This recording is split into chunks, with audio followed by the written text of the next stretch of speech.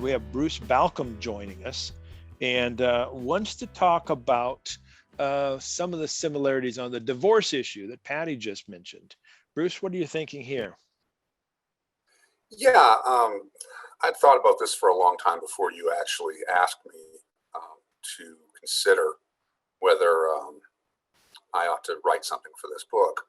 And I just find striking parallels, both as somebody who is, I've been trained theologically at Trevecca. I don't consider myself a theologian. I have not practiced in that area at all. But as a lawyer who also has some theological background, I see remarkable both theological and legal parallels between sort of the way historically divorce and remarriage kind of developed in this country, because historically divorce was extremely difficult to get. You could only get it for fault, and you had to have what are called clean hands under the law, which means that you had not contributed in any way to doing anything wrong in the marriage that would make you have some culpability for the failure of the marriage. Additionally, it was extremely expensive, because obviously if you're going to find fault, that means there's probably going to be some economic effects from that as well, whether it's alimony or considering it in the splitting up of the marital property, those sorts of things. And plus you're blaming somebody for something. So a lot of folks would even sometimes quite often make stuff up about their spouse and lie, frankly, in order to avoid having a divorce go through. And it wasn't until 1969 in California, when the first no-fault statute went into effect, that the landscape changed, and it changed rather dramatically and rather quickly. From 1969 until the early 80s, virtually every state of the Union had passed in some form of no-fault divorce. And the church's reaction to that, particularly in the evangelical circles, of which, at this point, the Nazarene Church can at least be considered evangelical adjacent, I suppose, was rather strong and rather oppositional. Opposed the notion of no-fault divorce, fought it politically. I remember, because I grew up in that time, I remember even in college in the 80s, that there were pastors giving sermons on the evils of divorce, and there were classes for newly divorced people to keep them on the straight and narrow. And basically the problem the church had with divorce wasn't divorce itself. The problem the church had with divorce was remarriage. That was the problem, really. And the parallel to the way marriage equality came to be is pretty stark. It wasn't until the Obama administration that you saw marriage equality suddenly the tipping point happened, where it became more popular than not nationally.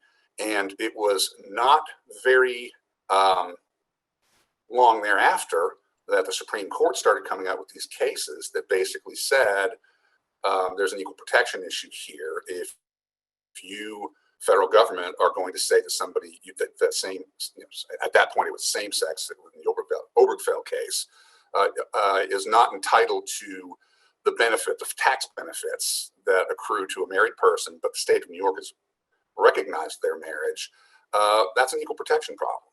And they went further than that now, to where they have actually come to the point where they say that states, you cannot discriminate against two people wanting to get married on the basis of sex, because that's an equal protection problem.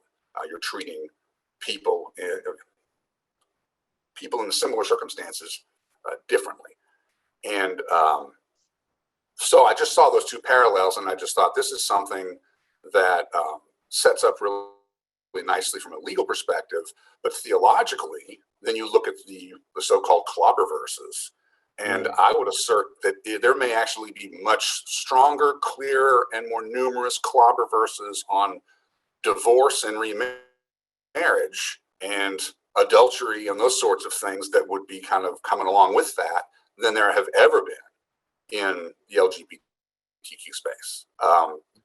and most of the LGBT clobber-verses really aren't clobber-verses anyways, if you look at them properly. Yeah, but I mean, nobody commits adultery in the church, Bruce, so we don't have to worry about that. Yeah. Well, and I will say that it was interesting because, the church rather quickly realized it had a problem. And this is sort of the good news, I think, of what my point of my essay was it didn't take that long from the point that no-fault divorce became the norm to the point that the church sort of just quietly shifted away from this condemnation to permissiveness, and fairly soon thereafter, pretty much acceptance. If you look at the statement on marriage and divorce in the manual, which I have actually looked at not that long ago, preparing for my article, it's pretty forceful, but the way it's interpreted, it is, yeah, we really want to preserve the sanctity of marriage, and you need to do whatever you can to preserve your marriage. But they don't really question it when somebody gets a divorce. There's not really a question. There's no questions about whether or not the people involved did that or didn't do it. But it's gotten a lot less problematic than it was 30 years ago. Yeah, that's really interesting, Bruce. As I was reading and hearing you now as well, I was thinking about the arguments that I often make in favor of being queer affirming. And it's usually around love, and it's usually around love meaning something like promoting well-being, et cetera, and that, queer people can have healthy relationships, all that sort of thing. But the contribution that sort of you're making that makes me believe I need to flesh out my argument more is more of the fairness issue, the justice issue. That is, we're not being fair to people who identify differently and have different kind of relationships and what's heteronormative if we have these certain kinds of rules against them. Am I interpreting you correctly? Well, from a legal perspective, that's certainly true. Yeah. I think the church's perspective, fairness isn't really the yardstick, is it? I mean, love should be the yardstick. And that will probably result in fairness, I suppose. But I think that at the very least, you would hope that the church would be fair in its dealing with people. I was sadly, thinking it hasn't been traditionally, but you would hope it would be.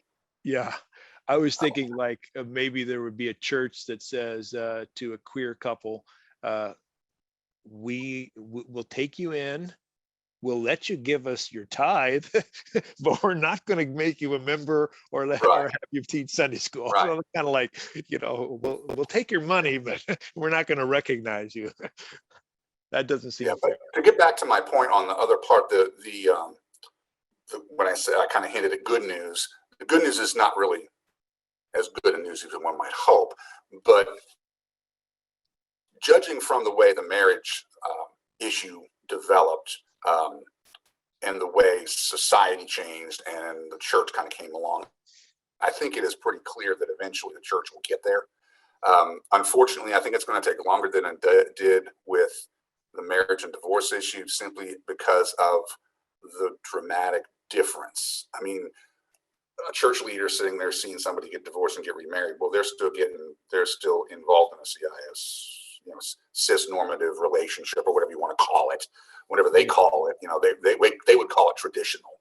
But you can't underestimate the fact that people who see others who are radically different than them tend to reject them out of hand. And it takes more time and more opportunities for growth, and frankly, more opportunities to be exposed to folks. What Patty said, the relationship part of it. Yeah, I mean, that's what changed me from kind of benign indifference as a young person, because I was never really condemning, to fully affirming and actually thinking about these issues, was having relationships with folks who were LGBTQ, who I considered really good people and good friends and an excellent neighbor, and some folks like that made me, and it didn't hurt matters that all that happened before my youngest came out as trans to me. That kind of helped that process a bit. That went rather smoothly, actually, surprisingly. Well, good. Well, thanks, Bruce. This is really helpful. This analogy with divorce and the historical perspective, I think, adds some really important information in the conversation. So thanks for talking tonight, and also for your chapter in the book. Thanks. And it's really great to actually sort of semi-meet you in person. Yeah, that's right. Thanks, Bruce. Good to meet you.